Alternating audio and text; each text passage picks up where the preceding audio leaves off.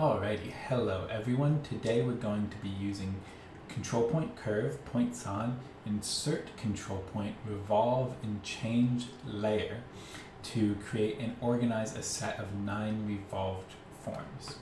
So first we're just going to start out with control point curve, or curve, same command, and we can click on this icon right here, or we could type curve into the command bar. I'm going to maximize the front viewport because that's what I'm going to be drawing in. I'm going to zoom in because I'm going to do a smaller detail first, kind of lining out the foot a little bit. Then I'm going to zoom out, start to create some of this form. I don't really like that. Start to create some of this form. Maybe something like this. We don't have to be too precise because the point of this exercise is to quickly iterate different forms. So now we are going to use the revolve command. So I can type revolve. And one of the nice things, I'm gonna minimize. One of the nice things about working with your object around the origin is that we can reference the origin very easily. So if we want to start the axis of our revolution, we can reference the origin by simply typing 0. And then I can hold shift to have a straight up and down orthogonal line to create my axis. If we want a full revolution, we want to do 0 to 360. So that's a start angle of 0, a revolution angle of 360. If we do less than that, like 180 for example, then we just have half of a revolution. So let's do that again. So start of revolve axis, I'm just going to type 0, otherwise I would have to click somewhere, but since we're working from the origin I can just type 0. I can make a straight up and down line very easily. Start angle 0, revolution angle 360. Just notice that pointer focus isn't on, so let me do that really quick. I think this is all I want. Okay, cool. So now you can see my cursor very easily. When I left click, it's a little red halo. When I right click, it's a blue halo. Okay, so we have our form. Now we're going to organize it into a layer. So first thing I want to do is come over here to this right hand tab where we have our layer panel. If you don't have your layer panel up, you can just click on that icon to open that up. If you don't even have that icon, then you can click on this gear over here to select which panels that you want to have open on this sidebar. You do want layers. I'm going to rename this first layer something like working curve, I suppose. Then we want a total of 9 other layers because we're going to create 9 revolve forms and we want to practice organization. So to do that, I'm just going to click new layer a few times. I'm going to change their color just to make it easy to notice that they're on different layers if we ever had them all active at the same time. I'm going to do gold, I guess. I don't want to do yellow because that's the color of selection in Rhino by default. I'll do chartreuse, and then I think I like magenta, so bright. Okay, so that's all good. I can then hide these layers so that when I move my objects to them, I don't see them on top of what else I'm working on. If I want to hide all of them, I could click the light bulb next to all of them, or I could simply, if I just want one active or one visible layer, we can just right click that layer and do one layer on. Okay, so I'm looking at my thing really quick before I send it away. I think some things that I'm going to change are the width of this neck here. This area is a little bit awkward too. Yeah, we'll see what else. So I'm going to select the object. I'm going to type change layer. I'm going to go ahead and put it on layer 1. Then we can use the points on command or click on this icon. So I can type points on. And now we have control points that we can manipulate to manipulate our curve to create new objects. First thing I'm going to do is just bring this out a little bit to widen our neck. Didn't really like the way that looked. Maybe I'll actually just have a swoop here instead. Something like that. To get rid of that control point, I just selected it and pressed the delete button. Okay, what else do I want to do? Maybe we'll just experiment with it being a little bit more extreme. Again, we're not really committing any resources other than a few seconds to iterating upon these forms, so there's no reason not to take risks. If I feel like I'm lacking something, then I can always use the insert control point. We'll do that on the next one. So I'm good with that. I'll revolve. I think I'll just do this so I can have these two viewports. 0 straight up and down, 0 to 360. Yeah, that looks pretty good. Maybe I made that a little too wide. Maybe I could have a little bit more of an extreme transition here. But yeah, fine, interesting. Something that I realized that's not default is that I have noted here is that by default, all of the viewports are wireframe. You can make them a shaded viewport by typing shaded viewport, or you can just with the viewport that you want shaded active, aka blue text. You can click right here, shaded viewport, or probably I don't want to do that. Or probably most easily, if you have a wireframe viewport, you can just click this little drop down arrow and click shaded. Okay, so I'll change layer, if I can type, purple, layer 2. Okay, so let's look at our thing again. What did I say I wanted to do? I think I'm going to mix it up majorly. So first thing I'm going to do is use the insert control point command. I'm going to select my curve for control point insertion. I think I'll add maybe a couple here, maybe one here too. Of course, it's very ugly right now, but we're going to make some big changes. I'm going to turn this kind of vase into more of like a gourd vase with 2 changes in directions. I think I'll bring this foot out a little bit, pretend we want more stability. Something like that, and then if we want, I don't know if I need that control point, it's fine. Maybe bring this back in one hit. Okay.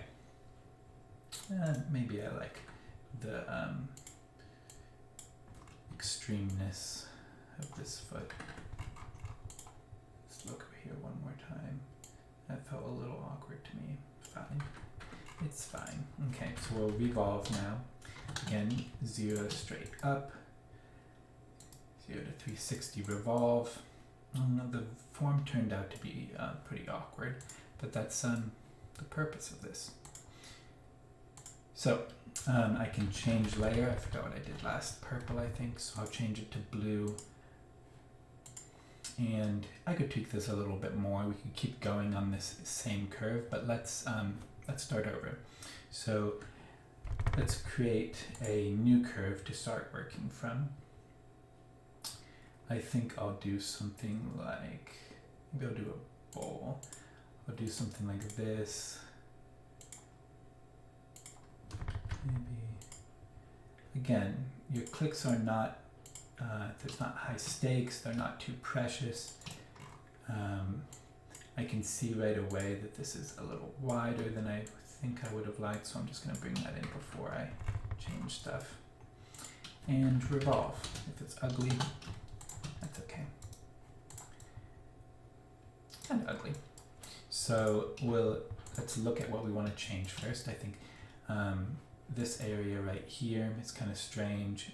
Maybe I want it a little taller. Maybe I want this lip to come back out at the same point. Who knows? Okay. So let's change layer. I think I'm on green now. And let's edit. I'm going to bring this up and out a little bit. I think there needs to be a little more gentleness there.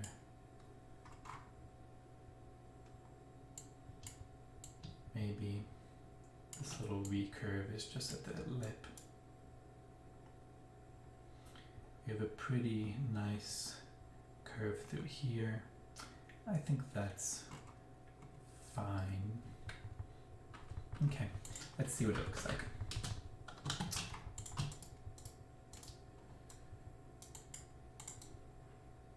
It's kind of boring. So we'll save that. Now we're to white. And let's do one other curve. So in this one, we're going to look at something a little kookier. This is the profile of a face revolved. This is a famous work of Mussolini's profile revolved and created into a monument. So let's play with that a little bit. So I'm just gonna bring up the neck, maybe make a chin. Again, I'm just doing things really roughly. All of this, that was weird looking. I think I'll make an intense nose.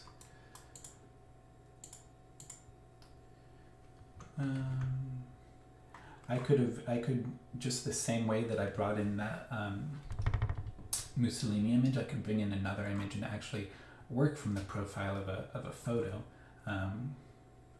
But we're just playing here. So yeah, I think this is fine. Maybe some kooky hair. Okay, sure, whatever. So revolve, 0 straight up. Here we have this form now in this profile. Oops, so let's change this layer. I forget what I'm on. We'll say it's 7. And let's come back in, and I think this profile is looking a little witchy. So let's kind of explore that. And bring these up. Don't know if I need that control point. Something like that, maybe. Kind of just dragging out a weird looking hat right now. Maybe something like that.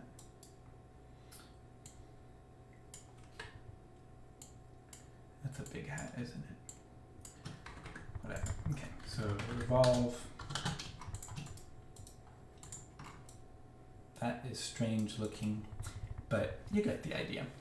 So you can play around with this, have fun, explore, maybe work from 3 different curves and then manipulate those different curves. So just like we did, we started with a basic vase-like form, a basic bowl-like form, and then this kind of profile resolution of a portrait. So choose a few different things to explore, tweak them a little bit, and have fun. I almost forgot. Let's go back, and I'm going to delete this, and we can just cycle through our forms and check out what we've done. So we started here.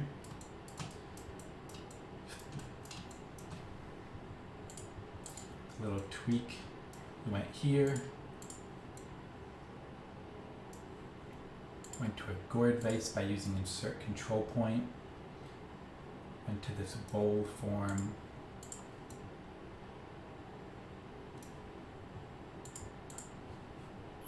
Apparently I didn't put anything on that layer.